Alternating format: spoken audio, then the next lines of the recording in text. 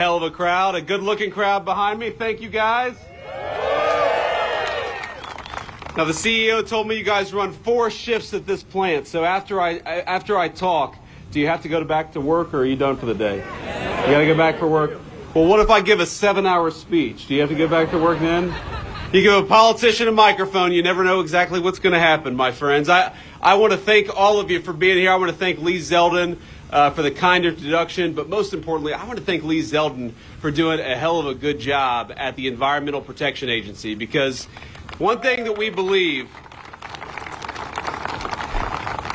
there was this idea that happened under the last administration that you couldn't have clean air, clean water, a solid environment, but also growing American industry. President Trump rejects that idea, and he put Lee Zeldin as the guy in charge of implementing that agenda. We can have beautiful skies, we can have clean air, we can have clean water, we can also have good American manufacturing jobs. There's no tension between those two things. Lee Zeldin is the man making it happen. Thank you, Lee.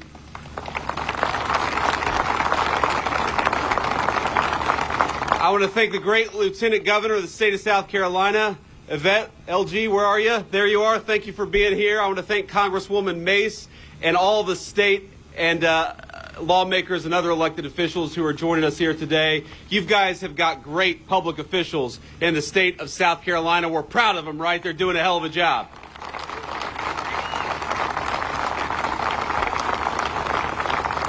Now, let me just one other note of thanks here, because I just got the tour of a lifetime here at Nucor Steel. So I want to thank Leon and everyone here at this incredible facility here, Nucor Steel Berkeley, for hosting us. For decades, Nucor has been an engine of American industry.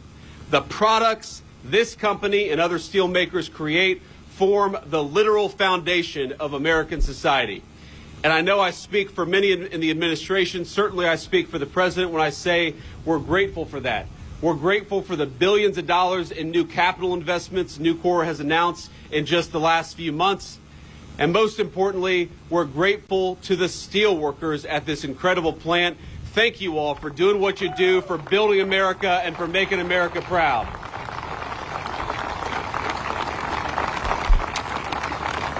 Now, I have this great speech prepared, and I'm very excited to give it, but it's very windy out here. And you see this teleprompter here, it's waving like a beautiful American flag. And so we'll see if I have to go off script here. It'll make it'll make the communication staff a little bit nervous, but I got to tell you, you all know the reason why I'm here. Number one, it's to celebrate the great steelworkers behind me, in front of me, but it's also to celebrate 100 days of the Trump administration. We hit the 100-day mark, and what a 100-day mark it was.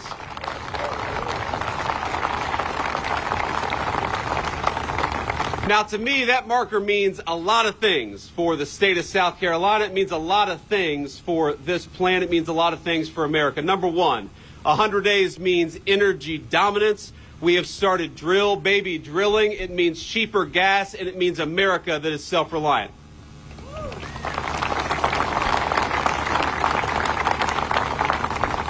This 100 days marks a new thing in the United States of America, something we didn't have just a few short months ago: secure borders in the United States of America. I know we're all proud about that. It means safer streets and an American people once again encouraged to feel pride in our great American history and our great American values. But most importantly, 100 days under Donald Trump's leadership marks the beginning of the industrial renaissance in the United States of America. I believe that a golden age of American manufacturing started 100 days ago, and we're building it right here at Nucor Steel in South Carolina.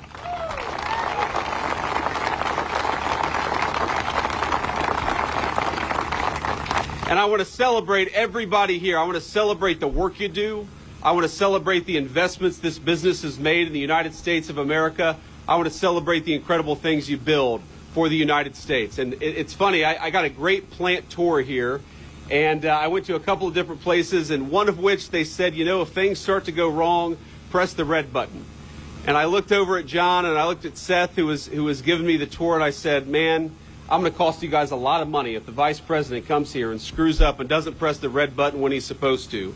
And you know what the leadership of this facility told me? They said, you know what?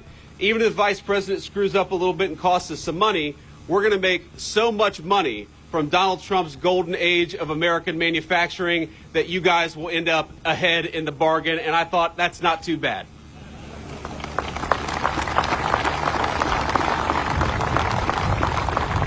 Now, a lot of you may know this is a particular meaningful stop for me as Vice President of the United States. I've actually never had a tour of a steel mill, even though my grandfather, the man who raised me, worked in the steel industry.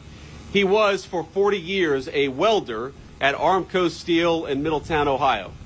Now, he was part of the Appalachian wave of migration, people who came from West Virginia, Eastern Kentucky, and East Tennessee to the rapidly growing industrial towns, which had factory jobs that promised three things for their workers: generous wages, stable hours, and a good pension. Now, in the wake of both world wars, millions of Americans traveled to towns like Middletown, Ohio, in search of the same, hoping they'd be fortunate enough to score such a role, such a good job. Now, my papaw, he was not a proud man, but he would beam when he'd talk about his work at the local Armco mill. I remember that. Driving around with Papaw, he could name the make and model of every single car made with Armco steel. I remember that as a little boy, how much pride he had in what he did. And having met a few workers here at Nucor, I hope you all feel the exact same pride in the steel you produce and in the products that come out of it. When you see bridges you drive over, or the foundations of the buildings that our families live and work in, when you see a lawnmower, a water heater, a kitchen appliance in your neighbor's homes or in your home, I hope every single one of you, you guys and you guys in front of me, feel a sense of pride, however small, because these are the products that actually make America work. These are the products that make our citizens' lives better.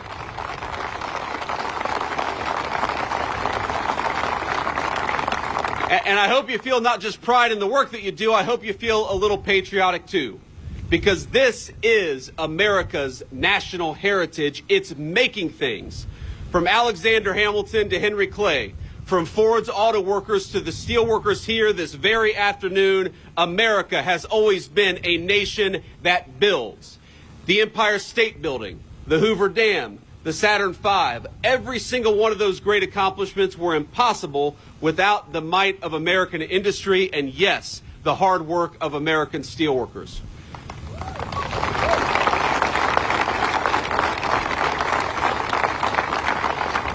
But let's be honest, for a couple decades, though, our leaders forgot about that core part of American national identity.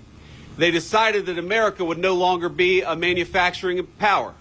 Instead, we'd let the rest of the world make the necessary things that we needed for our homes and for our families. And when a nation decides to deindustrialize, my friends, you know what else it stops using? The intermediate goods central to that manufacturing, the things like steel that you all make right here at Nucor. So we stopped making the things that we needed. We stopped making as many cars. We stopped making appliances. We stopped building new homes and buildings, so the cost of housing skyrocketed in our communities. And even this company, Nucor Steel, you know what the leadership told me just a couple of short minutes ago?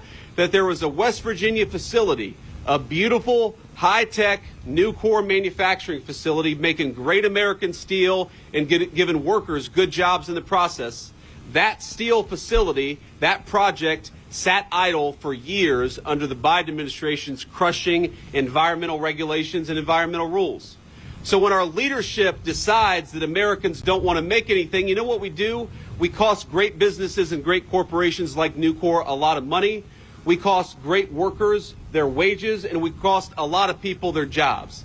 And that was the policy of the administration that came before us, but I'm proud that we are now 101 days into an administration that wants to invest in you, that wants to build the future with you. And when Americans see a beautiful bridge or a beautiful building, we all ought to look at it and say that was made with American hands and built with great American steel, right?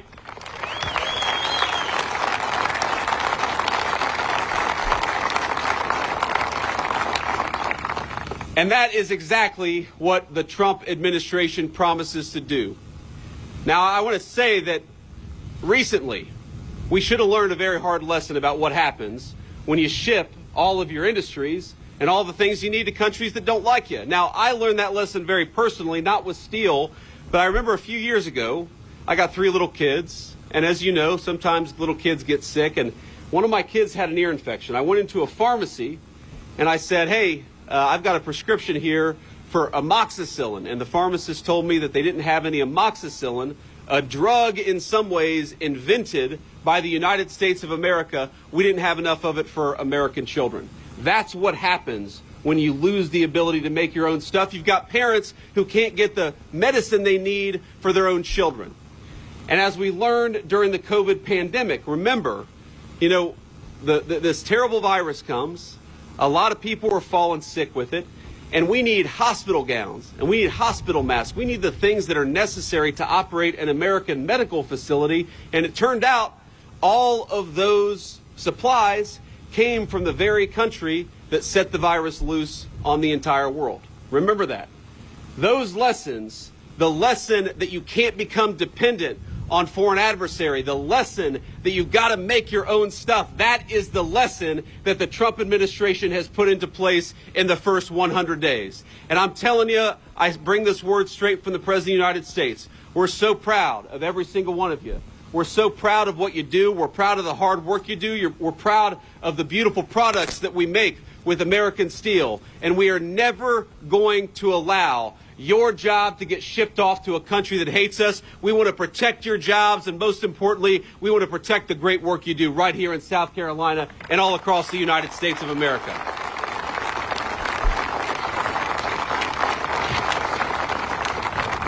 Now, you heard, I'm sure you've heard some criticism of the president's trade policies from people who ought to know better.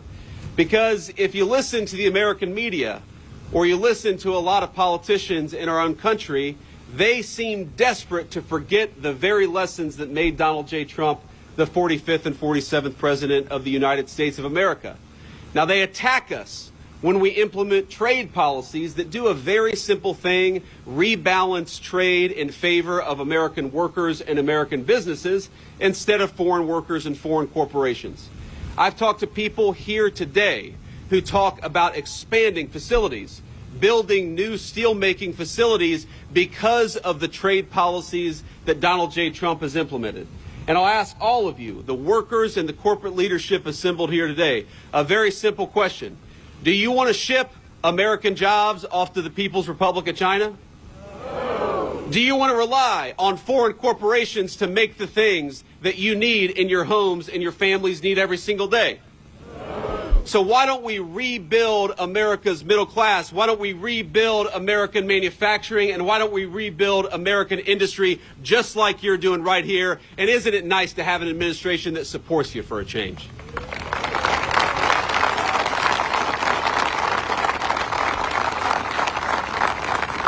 So, you know, you see these media personalities, they're pulling their hair out. They're saying, well, you know, you guys, you're going to make it harder to manufacture in China. Isn't that bad? No, it's good. That's exactly what we want to do. They're saying you're going to make it harder for people to bring products in from overseas and undercut the wages of American workers. Exactly. That's exactly what we want to do. They're saying you're going to make it harder for foreign corporations, but you're going to make it easier for American businesses to build great things in America. And I say that's exactly right. That's not something to be sad about. That's not something to complain about. That is something to be proud of. And thank God we've got an administration that's finally looking out for American businesses and the American workers who employ them. Ain't that right?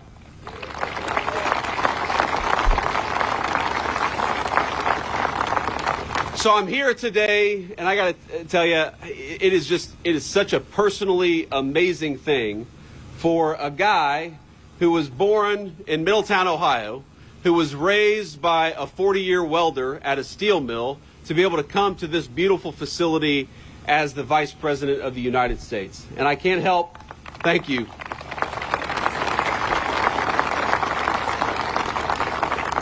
I can't help but pinch myself that I get to spend the day in beautiful South Carolina with you fine people, pinch myself that I'm the Vice President of the United States, and pinch myself, of course, because I know that this country is still a place of great big American dreams.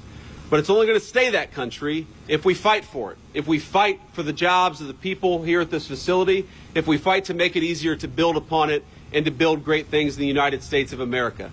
I got to be honest with you. The American dream was not built by people selling digital advertisements in Silicon Valley. The American people was built by people like you. The American dream was built by steel makers and auto workers and people who worked with their hands. And I think another thing we got to do is we got to send a message, ladies and gentlemen. I think you all know this better than I do, but I learned a little bit today that you all don't just work with your hands, you work with your heads in amazing ways. This is an incredibly high-tech facility. I'm sure you all are amazed at how much you can do. You got about 1,000 workers here, and they're earning great wages and doing a great job. How much those 1,000 workers can do to build the American dream of the future. It's an amazing thing. And so I think we got to send messages to our young people that the most interesting work, the work that's going to challenge your mind but also allow you to work with your hands, is found at American steel mills right here at Nucor Berkeley in South Carolina.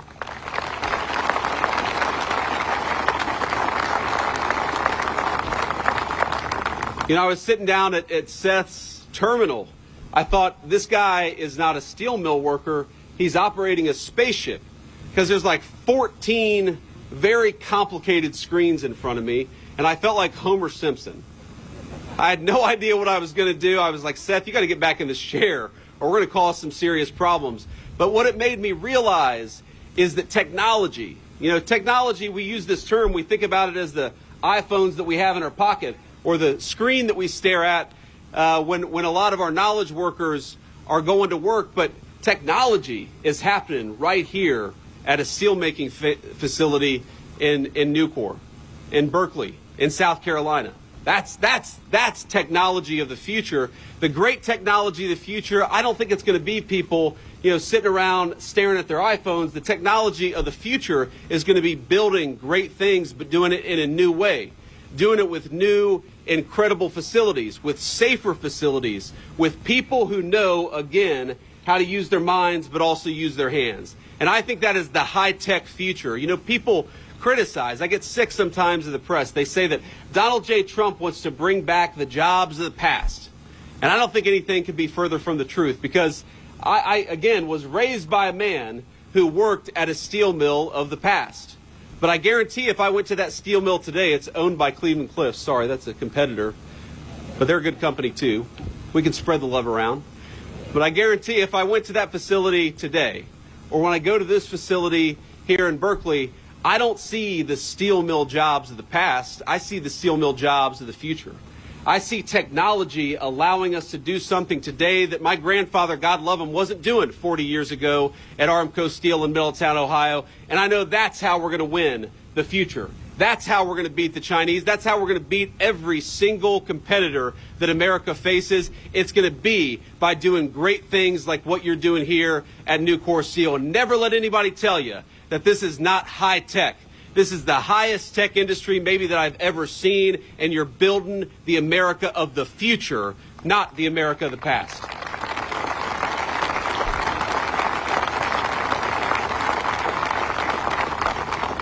So let me just close by saying, my friends, I think that the great American manufacturing comeback has begun, and the world has started to take notice.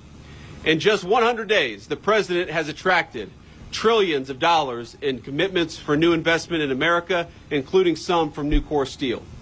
Just yesterday, we saw that business investment in the first quarter of the United States economy, business investment grew by 22%. That was just in a few short months. That's a big number.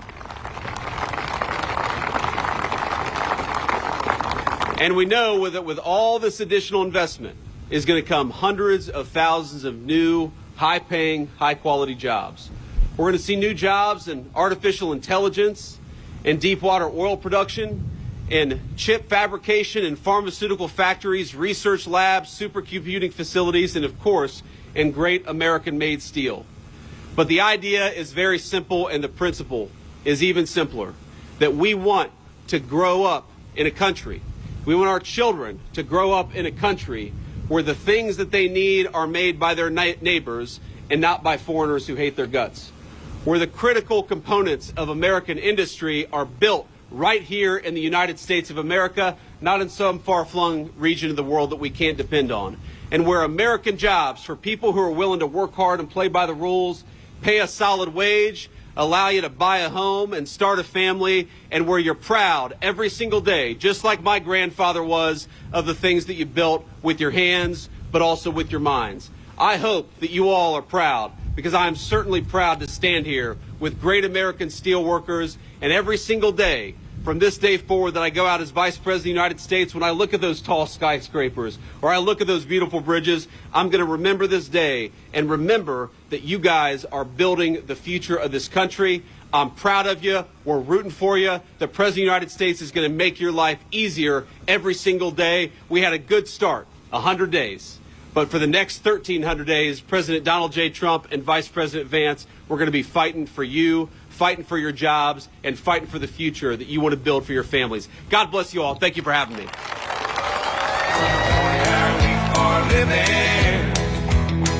Just to send it on.